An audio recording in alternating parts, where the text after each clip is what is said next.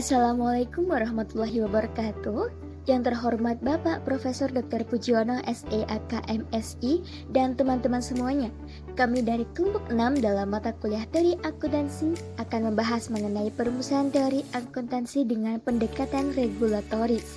Sebelum memulai presentasi, perkenalkan saya Marta Angel Salsabila NIM 060 bersama rekan-rekan saya Alivia Wardi Lestari NIM 010, Kusnia Ulfa NIM 014, Dwi Haryanti NIM 020, dan Meta Putri Nuryandani NIM 039.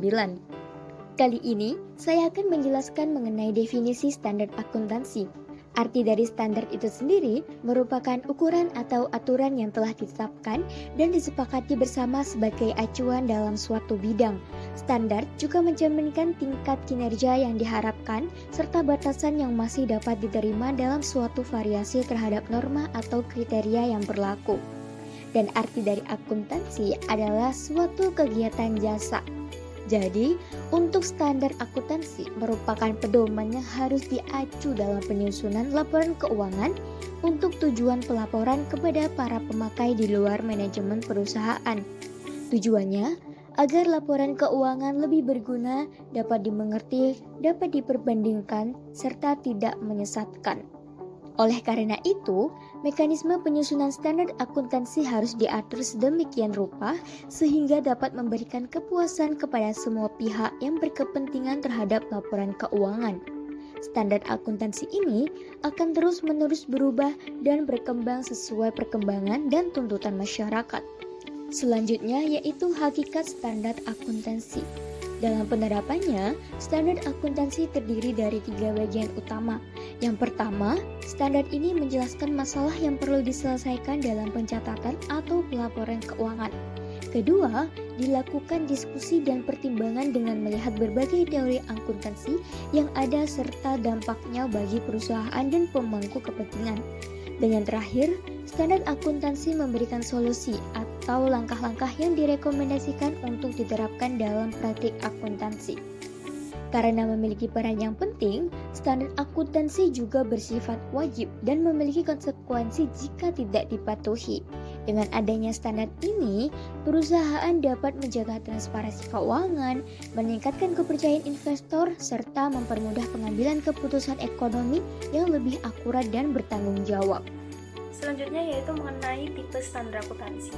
Nah, standar akuntansi sendiri itu merupakan aturan-aturan umum yang bersifat praktis untuk membantu pekerjaan seorang akuntan.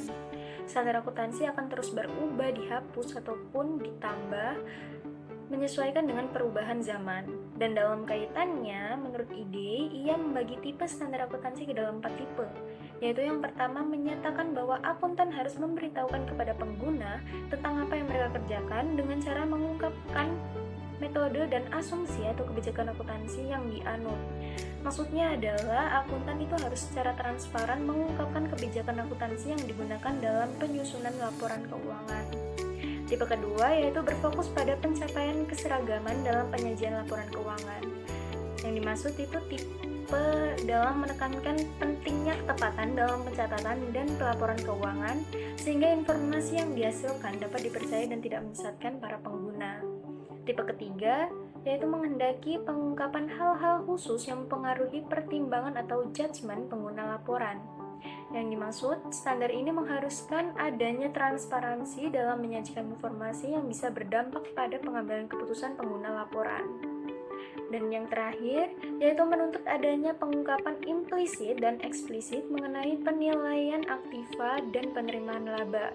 Yang berarti standar ini berfokus pada bagaimana aset dinilai dan laba dihitung dalam laporan keuangan, baik secara tersurat atau eksplisit maupun tersirat atau implisit. Selanjutnya yaitu mengenai teori regulasi akuntansi. Nah, regulasi sendiri yaitu merupakan intervensi pemerintah atau otoritas dalam suatu industri atau sektor dengan tujuan untuk mencapai keseimbangan ekonomi, melindungi kepentingan publik, dan mengurangi kegagalan pasar. Regulasi ini dapat berbentuk hukum, peraturan, standar, atau kebijakan yang mengatur berbagai aspek kehidupan seperti keuangan, lingkungan, tenaga kerja, dan kesehatan. Contoh dari bentuk regulasi ini seperti standar akuntansi yaitu IFRS dan GAAP, kemudian kode hukum, seperti undang-undang perseroan serta peraturan dari otoritas keuangan atau lembaga pengawas. Nah, terdapat beberapa teori yang menjelaskan alasan dan mekanisme regulasi, yang diantaranya yaitu yang pertama, public interest theory atau teori kepentingan publik, yang menyatakan untuk melindungi kepentingan masyarakat secara keseluruhan seperti memperbaiki kegagalan pasar, contohnya monopoli dan informasi asimetris. Yang kedua, ada capture theory atau teori penangkapan regulasi yang menyatakan bahwa dipengaruhi atau ditangkap oleh kelompok tertentu yang berkepentingan, seperti perusahaan besar atau industri tertentu. Yang ketiga, ada economic theory of regulation atau teori regulasi ekonomi yang menganggap bahwa terjadi karena interaksi antara permintaan dan penawaran dalam pasar politik.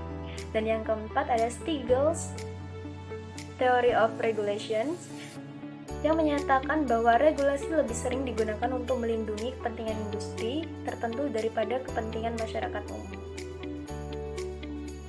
Selanjutnya saya akan membahas tentang alasan mengapa standar akuntansi itu dibuat. Standar akuntansi keuangan itu dibuat untuk tujuan keseragaman laporan keuangan. Selain itu memudahkan dalam penyusunan laporan keuangan dan juga mempermudah auditor atau pembaca laporan keuangan dalam memahami atau membandingkan laporan keuangan dari entitas yang berbeda. Nah, dengan adanya standar akuntansi keuangan ini, laporan keuangan yang dibuat memiliki penyusunan yang sama. Tidak ada akuntan yang membuat laporan keuangan sesuai dengan kehendaknya masing-masing. Untuk yang selanjutnya ada tujuan penerapan standar akuntansi. Pembuatan standar itu melibatkan pilihan sosial yang dapat menguntungkan satu pihak tetapi merugikan pihak lain. Oleh karena itu, penyusunan standar seringkali dipengaruhi oleh proses politik untuk mencapai kompromi. Jika kesejahteraan sosial menjadi kriteria dalam penerimaan standar, muncul pertanyaan mengenai legitimasi anggota Dewan Penyusun Standar yang tidak dipilih melalui pemilihan. Pertanyaan ini menjadi kunci dalam menentukan pendekatan keadilan dalam kebijakan akuntansi. Saat ini terdapat dua pendekatan yang dapat dilakukan. Yang pertama ada pendekatan ketepatan penyajian, yang kedua ada pendekatan konsekuensi ekonomi, yang ketiga ada pendekatan kritikal interpretatif. Ketiga pendekatan ini timbul dari komitmen normatif terhadap sasaran pelaporan keuangan yang saling bertentangan.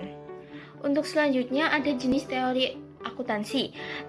Berdasarkan sasaran atau tujuan yang ingin dicapai, teori akuntansi dibedakan menjadi berbagai jenis sebagai berikut. Yang pertama ada teori positif akuntansi. Teori ini menjelaskan tentang fenomena akuntansi seperti adanya atas dasar pengamatan empiris pada setiap aktivitas keuangan di perusahaan atau lembaga.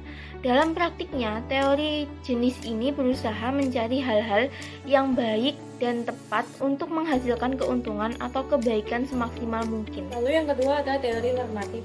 Teori ini menjelaskan tentang fenomena akuntansi untuk membenarkan standar akuntansi dengan tujuan yang harus dicapai atas keadilan dan pembentukannya. Berdasarkan pada aspek tataran estetika semiotika yang membahas tentang teori umum dengan tanda-tanda dan simbol-simbol di bidang linguistik, teori akuntansi dibedakan menjadi beberapa jenis seperti berikut ini. Yang pertama adalah teori sintaktik. Teori ini membahas tentang pelaporan keuangan dan memberi penalaran tentang mengapa data atau informasi bisa disajikan dengan cara tersebut. Lalu yang kedua ada teori semantik. Teori ini menjelaskan tentang perhatian pada masalah-masalah tanda atau simbol yang digunakan sebagai bentuk pengukuran dan penyajian kegiatan operasi dan objek fisik pada perusahaan dalam bentuk laporan keuangan. Lalu yang ketiga ada teori pragmatik. Teori yang membahas tentang pengaruh informasi terhadap perubahan perilaku dalam penggunaan laporan keuangan. Sekian pemaparan materi dari kami. Mohon maaf apabila terdapat kesalahan kata. Saya ucapkan terima kasih dan wassalamualaikum warahmatullahi wabarakatuh.